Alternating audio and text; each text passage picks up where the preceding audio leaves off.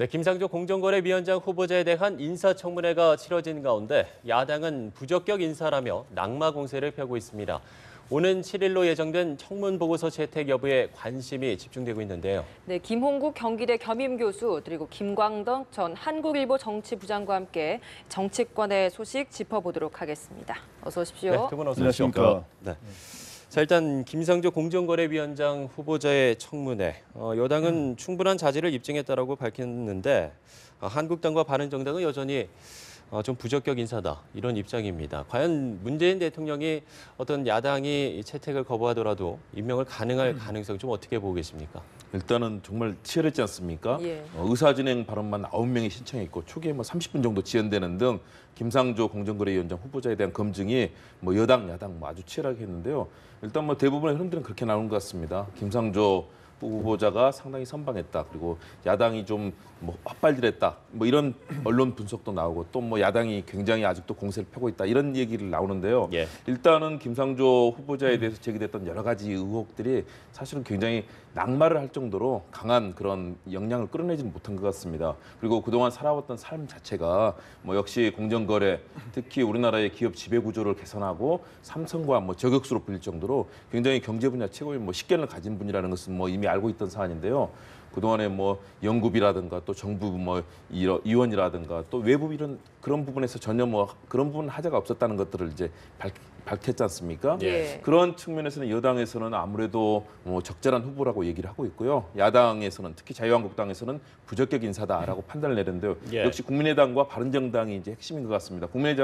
국민의당은 상당히 좀 지켜봐야 되겠다, 좀 검증을 해봐야 되겠다라는 입장인 것 같고요. 바른정당은 그보다는 조금 더 비판적인 그런 목소리가 큰 것 같습니다. 그러나 전반적으로는 김상조 후보자가 공정거래위원장이라는 책무를 다할 정도로 역량은 아주 있는 분이다라는 그런 평가를 많이 하는 것 같은데요. 네. 그러나 문재인 정부가 초기부터 예. 야당과의 협치 틀들을 깨고 바로 강행하기는 좀 쉽진 않다. 야당의 협력을 이끌어내기 위해서 노력을 할 거고요. 7일 오전 전체회의에서 결정하지 않습니까? 예. 그런 측면에서는 7일까지 야당을 설득하는데 아마 총력전을 기울일 것으로 보입니다. 왜냐하면 그 다음 후보자들 계속 진행이 되기 때문에 야당도 김상조 후보자만 가지고 얘기하기는 또 어려운 측면도 있습니다. 그런 예. 측면에서는 7일 전체회의까지는 계속해서 여야 간의 아주 치열한 물밑 그런 설득과 또 거기에 대한 여러 가지 논의가 진행이 될 것으로 보입니다. 예, 야3당이 공조해서 지금 반대 의사를 펴고 있었는데 사실 지금 캐스팅 보트를 줬다 할 수 있는 국민의당의 기류가 조금은 바뀌는 것 같습니다. 자진 사퇴로 인해서 좀 한 발 빼는 게 아니냐 이런 이야기가 나오고 있는데 그 배경은 어디에 있다고 보십니까? 네, 국민의당은 원래 이낙연 총리 후보자를 임명 동의를 해주면서 예. 그러나 우리가 장관 후보자에 대해서는 냉정한 그리고 엄격한 칼을 들이대겠다라고 이야기를 했는데 네. 이번에 김상조 공정거래위원장 후보자에 대해서도 약간 발을 빼는 더 지켜보겠다는 식으로 이야기를 하고 있는데 네. 가장 큰 이유는 이제 국민의당 입장에서는 여론의 흐름을 좀 보는 것 같아요. 여론에서 과거 이 김상조 후보자의 저는 여러 가지 의혹이 적다고 보지는 않습니다.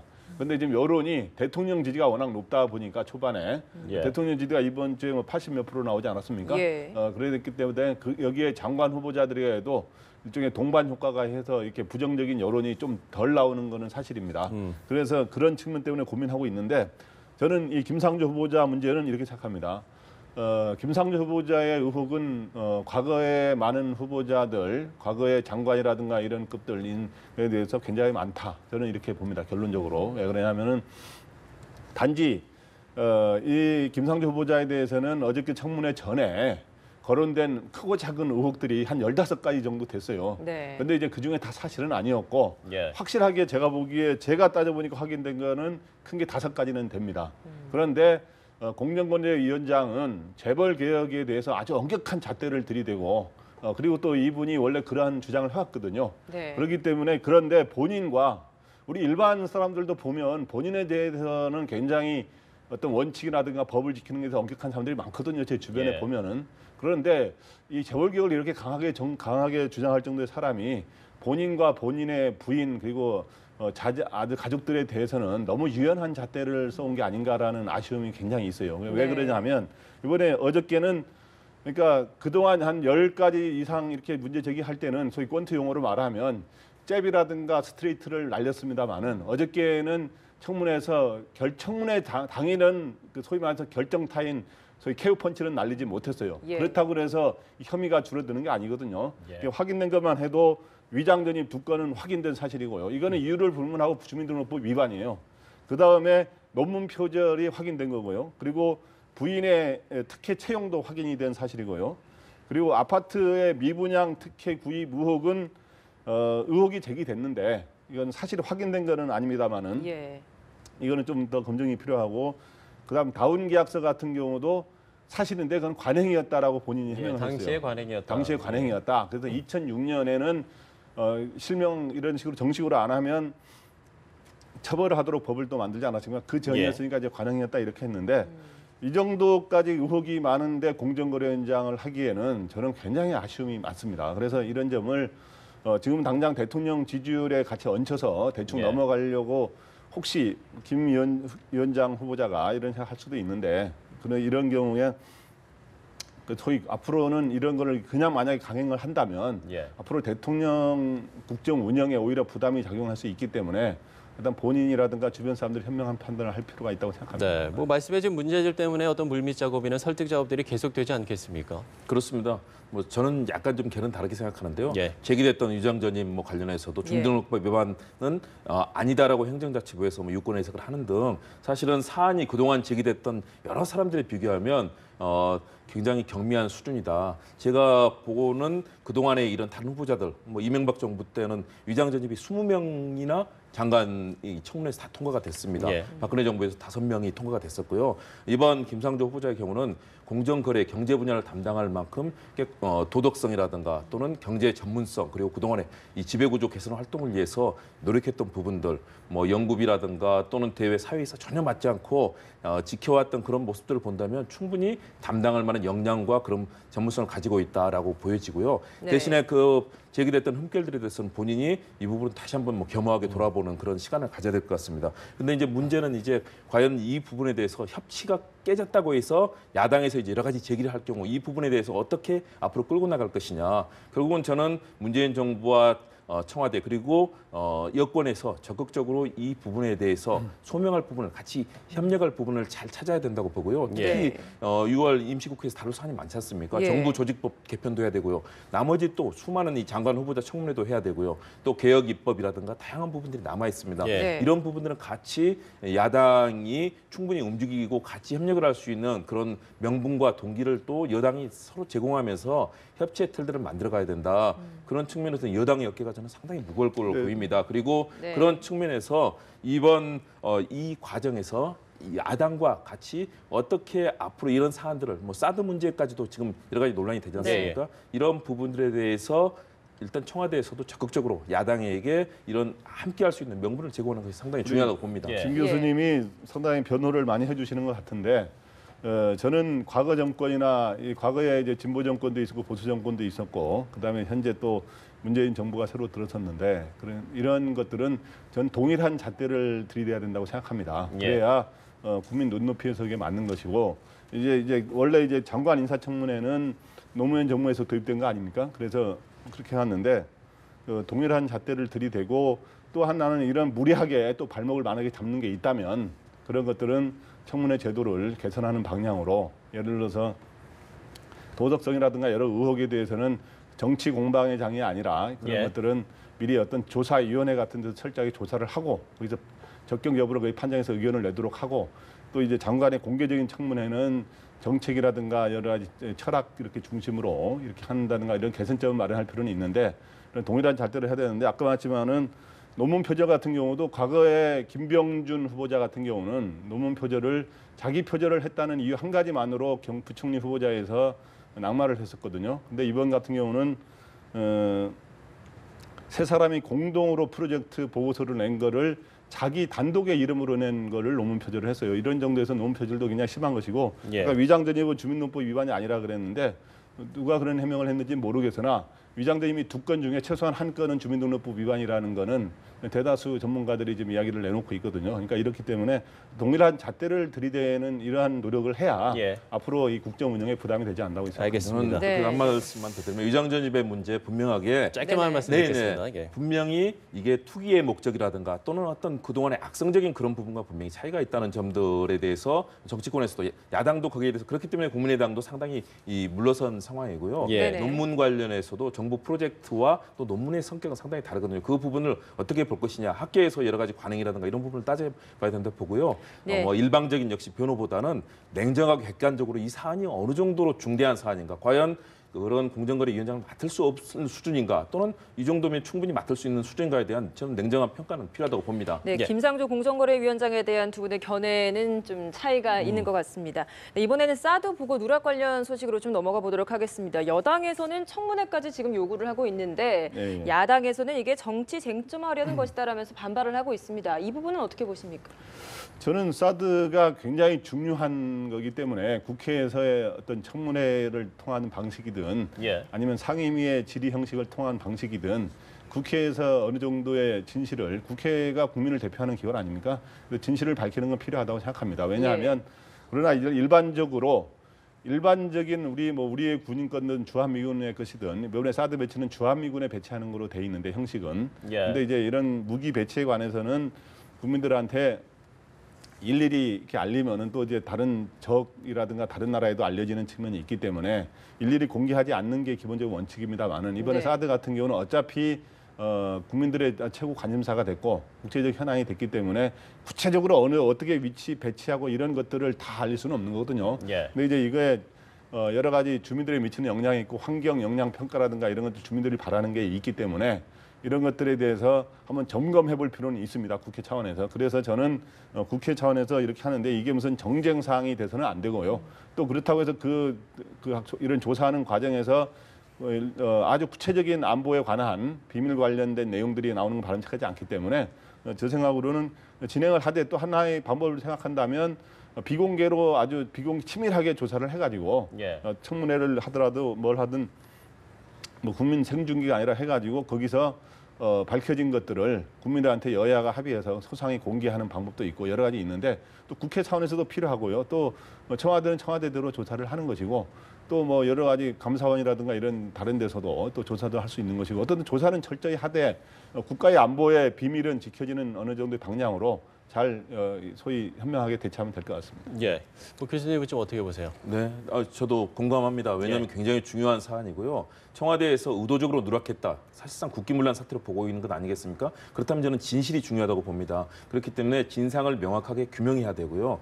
왜 국민들이 알지 못하는 상황에서 국민들이 함께 이 사안에 대해서 의견 수렴이 되지 않고 일방적으로 사실은 미국의 주한미군 사령관, 연합사령관에 따르면 사실은 올해 하반기에나 사드가 배치돼야 되는데 갑작스럽게 김관진 전 안보실장이 미국을 2차례 방문하고 그것도 대통령의 직무가 정지된 상태에서 예. 그러면서 갑자기 일정이 바뀌어져서 대통령 선거 이전으로 갑자기 배치가 당겨지고 예. 이후에 대통령에게 국군 통수권자에게 보고도 되지 않는 이런 상황이 있었지 않습니까?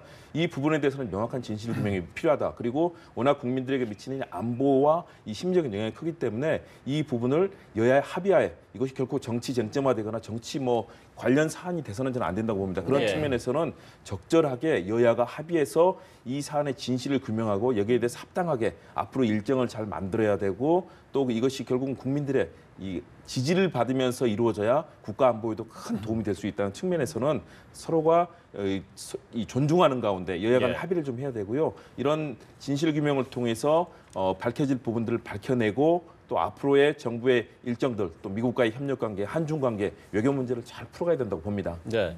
이런 가운데 정의용 국가안보실장이 미국 측에 충분히 배치가 늦어지는 것에 대해서 충분히 설명을 했고 이해를 구했다라고 표명을 했고요. 이런 어떤 시기를 좀 늦춰서 이게 외교적 카드로 활용하는 거 아니냐 이런 포석이라는 그런 좀 부석들도 좀 있거든요. 네, 그래서 이번에 정의용 안보실장이 미국에 간 가장 큰 이유는 6월 이제 하순으로 예정된 한미 정상회담을 사전 일정이라든가 의제를 더 사전에 조율하기 위한 게 주 목적인데 예. 마침 이번에 가기 직전에 소위 이제 사드 이제 문제 관련해서 국방부가 이 사드 4기의 추가 반입 문제를 제대로 보고하지 않았다는 이런 누락과 관련된 일이 터지지 않았습니까? 네. 근데 이거에 대해서 미국 같은 경우는 결국엔 주한미군에 형식 어떤 공식적으로는 주한미군에 배치된 사항이기 때문에 미국의 입장에서는 우리는 투명하게 배치했다 이렇게 바로 성명을 내지 않았습니까? 미국 방부에서. 네. 그래서 미국에서 오해를 할 경우에는 불쾌할 수도 있는 거거든요. 불편해할 수도 있기 때문에 그런 걸 가서 설명하는 자리도 됐습니다. 그래서 가서 설명을 했다는 거고 맥메스터 국가안보 보좌관이 설명해줘서 고맙다라고 말을 했다고 간단하게 그렇게 브리핑이 됐는데 예. 과연 미국은 이거에 대해 어떻든 정의용 실장은 여기 환경 영향 평가가 필요하다. 그리고 국회의 동의를 얻는 절차가 필요하다. 어떤 절차적 정당성이 중요하다. 예. 그렇기 때문에 그러면서 이제 기자들하고 만나서도 그래서 환경 영향 평가도 전략 환경 영향 평가라는 게 있거든요. 여러 가지 종류가 있는데 예. 전략적 환경 영향 평가를 하면 그게 6개월이 아니라 1년 이상으로 네. 길어질 수도 있다. 뭐 이런 이야기를 하고 그랬는데 그래도 미국은 조속한 그리고 이거 자기는 투명하게 이미 했다면서 수사한 배치를 이제 지금 강조하고 있어요. 그래서 이런 점들이 미국에서는 정의용 실장하고 우리 미국 입장은 약간의 이거를 갖고 이제 정의용 우리 측에서는 어느 정도 미국도 이해를 했다라고 설명을 하고 있는데 미국 측에서 조금 다른 약간의 아마 이견은 존재할 겁니다. 예. 근데 이런 것들을 잘 조정하는 게 필요하고 어떤 한미 정상회담에서는 이 문제가 어떻든 잘 조율이 돼가지고 한미 동맹의 근간을 흔들리지 않도록 하면서 앞으로 중국을 설득하는 작업을 어느 정도 시간을 갖고 잘 하는 게 필요하다고 생각합니다. 네. 네, 이런 가운데 문재인 대통령이 반기문 전 유엔 사무총장을 만나서 독대했다고 합니다. 예정된 시간보다 훨씬 넘겨서 110분 가량을 이야기를 나눴다고 하는데 이 전언에 따르면 사드 관련 논의가 좀 많은 줄을 차지했다고 해요. 어떤 내용들이 오갔으라 예상하십니까? 일단 문재인 대통령은 반기문 전 총장의 외교적 역량을 정말 기회를 함께해서 대한민국 외교를 제대로 된 방향으로 끌고 가고 싶다. 그리고 최근에 사드 문제라든가 여러 가지 한미 간의 갈등이 생길 수 있는 사안들이 앞으로 있지 않습니까? 네. 트럼프 미국 대통령이 한미 FTA까지도 지금 뭐 여러 가지 논의를 했었고요. 그런 측면에서 반기문 총장의 그런 외교적 경륜과 지혜를 잘 활용하겠다는 그러면서 적극적으로 도와달라는 그런 얘기를 했고 반 총장도 여기에 즉각 화답을 한 것 아니겠습니까? 예. 그렇기 때문에 현안에 대해서 많은 조언을 했을 텐데요. 반기문 유엔 사무총장 역시 한미 동맹의 중요성 그리고 또 이 한미 동맹의 중요성을 바탕으로 해서 어떻게 미국에게 우리의 이 전략이라든가 또는 향후의 외교 정책을 설득할 것인가 이런 부분에 대한 지혜도 저는 많이 나눴을 것으로 봅니다. 예. 왜냐하면 미국의 입장에서는 지금 앞으로 한미 정상에서 다뤄야 할 여러 가지 이슈가 있고 특히 동북아에서 중국의 부상에 대해서 굉장히 많은 경계를 하지 않습니까? 네. 그리고 북한 정책이라든가 여러 가지에 대해서 우리 측의 입장에 대해서 관심을 가질 텐데요. 그동안에 미국 행정부 뭐 김대중 노무현 정부라든가 또는 이명박 박근혜 정부를 보더라도 우리 정부의 입장이 굉장히 중요했습니다. 우리 정부가 어떤 스탠스를 외교적 스탠스, 외교적 정책의 방향을 정하면 미국은 대부분 정부의 입장을 좀 지지해주는 그런 입장이었거든요. 네. 그렇기 때문에 우리 정부가 적극적으로 이 동북아에서 남북 문제라든가 또는 한미 관계에서도 적극적으로 우리가 미국과 협력할 수 있는 방안에 대해서 선제적으로 제시할 경우 미국이 받아줄 수 있는 가능성이 상당히 높아졌다고 봅니다. 예. 특히 외교 정책에서도 미국은 백악관이나 정부도 중요하지만 의회가 상하원의 이 외교위원회가 굉장히 중요하지 않습니까? 이런 부분에 대해서 우리가 외교적 설득을 해야 되고요. 그런 측면에서 반기문 총장은 그런 설득의 방법 그리고 그동안에 유엔이라든가 또는 다른 국제기구를 또 어떻게 같이 힘을 모아서 우리의 외교적인 노력을 기울일 것인지에 대한 조언을 많이 해준 것으로 보이는데요. 앞으로 우리의 외교적 현안이 있을 때마다 아마 문재인 대통령이 반기문 전 총장에게 많은 역할을 좀 부탁을 드릴 걸로 보이고요. 또 그런 분들 또 성향이 달랐거나 또는 대선에서 경쟁했던 분들도 적극적으로 같이 초청해서 얘기를 들을 때 우리 국력이 훨씬 높아지지 않을까 어떤 좀 지혜로운 해법들을 기대합니다. 예. 한마디만 하고 싶은데요. 네네. 반기문 전 유엔 사무총장을 만나서 지금 공식적으로 뭐 언론에 나온 건 아닙니다만은 네. 뭐 사드나 다른 대화 내용은 다 알려진 거고 혹시 이제 앞으로 북한 문제를 어떻게 풀어가는 게 좋을 건가? 북핵 문제 해법뿐만 아니라 북한과의 또 이제 제재와 함께 또 대화도 해야 되겠다는 입장 아닙니까? 네. 이제 그렇기 때문에 대화를 할 경우에 과연 대북에 북한에 대한 특사를 혹시 보낼 경우에 반기문 전 총장이 북한에도 가고 싶어 했었잖아요. 네. 그렇기 때문에 그럼 반기문 전 총장을 특사로 활용하는 방안을 아마 검토할 수가 있는데 아직까지 뭐 발표한 내용도 아니고 언론에 지금 공식 나오지는 않았습니다만은 예. 혹시 그런 거에 대해서 운을 떼는 얘기도 혹시 있지 않았을까 하는 그리고 앞으로 아마 지금은 직접적으로 그 시기가 아니니까 네. 깊은 얘기는 안 했더라도 그런 측면에서 또 주목되는 게 있습니다. 예. 예, 알겠습니다. 홍준표 전 경남지사 이야기를 좀 해보겠습니다. 내일 귀국합니다. 그동안 이른바 이 SNS 정치를 하면서 어떤 친박계나 또 새 정부를 향해서 좀 강한 비판을 하곤 했었는데 글쎄요, 뭐 앞으로의 행보 좀 어떻게 예상을 하십니까? 네, 홍준표 전 지사에 대해서는 저희 대선에서 24%가량의 득표를 한 거에 대해서는 양 측면이 있어요. 네. 자유한국당의 지지율이 얼마 안 되는데 그래도 그 정도 끌어올린 거는 상당히 긍정성을 보여준 거라는 시각도 한 게 있고, 또 하나는 너무 큰 표 차이로 그래도 한때 여당이었고 이런 당의 후보가 너무 큰 표 차이로 졌다. 문재인 대통령 당선자 대통령에게. 그래서 네. 그런 측면에서는 한계가 거론되고 확장성이 떨어지는 거 아니냐 이런 있는데, 이번에 와서는 굉장히 당권에 도전을 할 가능성이 굉장히 높고, 예. 그럴 경우는 크게 두 가지 점에 초점을 맞출 거로 보입니다. 저는 하나가 뭐냐 하면, 어쨌든 지금 보수는 상당히 위기에 처하지 않았습니까? 그래서 보수의 혁신이 굉장히 필요한데, 보수의 혁신에서는 당장 당내에서 그동안 당을 주도해오는 친박계를 어떻게 완전히 이선 후퇴를 시키느냐. 그렇게 하면서 새로운 보수, 소위 진짜 진정한 보수로 태어나려면 진짜 오히려 도덕성을 갖추고 사회에서 이렇게 단순한 가진 자 입장을 대변하는 게 아니라 어려운 사람들에게 같이 하는 따뜻한 보수가 돼야 되거든요. 그런 거를 소위 보수를 혁신하는 작업. 그리고 두 번째는 어떻든 제1야당이기 때문에 현 문재인의 새 정부를 강력히 견제하는, 단순히 발목을 잡는 게 아니라 네. 견제, 또 이 나라가 제대로 굴러가려면 문재인 대통령이 국정 운영을 아주 힘있게 제대로 좋은 방향으로 끌고 가는 게 굉장히 중요하고, 또 이거와 함께 항상 정치라는 건 그 반대의 견제를 제대로 하는 게 필요하거든요.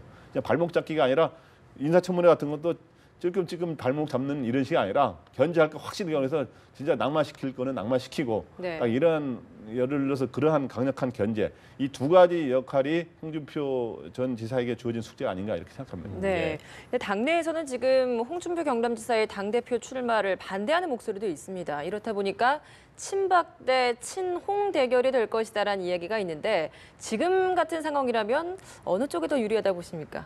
지금 팽팽하다고 봅니다. 네. 왜냐하면 네. 당내 세력은 자유한국당 내부는 사실은 친박이 다수의 이 의석을 점하고 있기 때문에 당을 움직일 수 있는 핵심적인 기반은 아무래도 친박, 그리고 지역적으로도 TK라든가 고령층이 지지를 하고 있기 때문에 예. 당의 핵심적인 자산은 아무래도 친박 진영이 좀 많이 가지고 있습니다. 그러나 네. 대선 패배라든가 또는 박근혜 전 대통령의 그런 게이트 문제, 그리고 특히 자유한국당이 지금 상당한 위기에 있습니다. 최근에 네. 나온 여론조사를 보면 뭐 정의당이나 바른정당과 똑같이 한 자릿수 거의 동률로 나타나고 있는 조사까지 나왔습니다. 예. 네. 보수 진영을 대표하는 정당으로서는 대몰락인 거죠. 그렇기 때문에 보수 진영의 위기의식이 아주 심각하다. 이런 측면에서 홍준표 전 후보에 대해서 기대감을 갖는 그런 보수 진영의 목소리가 있거든요. 그래서 이런 명분과 또 홍준표 전 후보가 미국에서 다양한 메시지를 보냈을 때 이 신보수의 방향에 대해서 여러 가지 얘기를 했습니다. 네. 그렇다면 그 방향이 과연 당내에서 어느 정도 공감대를 만들어갈 것인가. 현재로서는 세력을 가진